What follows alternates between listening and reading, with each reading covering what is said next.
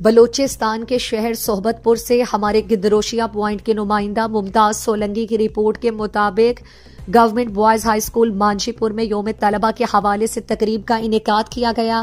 تقریب کے مہمان خاص صوبائی وزیر مواصلات اور تعمیرات میر سلیم احمد کھوسہ تھے، جبکہ دیگر مہمانوں میں محکمہ ایجوکیشن اور دیگر محکموں کے افسران، قبائلی عمائدین، علاقائی معززین، والدین، اساتذہ سمیت طلبہ نے کثیر تعداد میں شرکت کی۔ اس موقع پر طلبہ نے پروگرام میں تلاوت قرآن پاک، حمد باری تعالیٰ، نعت رسول مقبول، تقاریر، ملی نغمہ، ٹیبلوز، سائنسی ماڈلز کی نمائش، ڈرائنگ، پی ٹی شو وغیرہ میں اپنی پرفارمنس پیش کر کے شرکاء سے خوب داد وصول کی۔ اس موقع پر مہمان خاص میر سلیم احمد کھوسہ اور دیگر تعلیم کی اہمیت، افادیت سمیت معاشرتی ذمہ داری اور دیگر مختلف پہلوؤں پر روشنی ڈالی۔ پروگرام کے آخر میں کامیاب ہونے والے طلبہ میں انعامات اور اساتذہ میں تعریفی اسناد تقسیم کی گئیں۔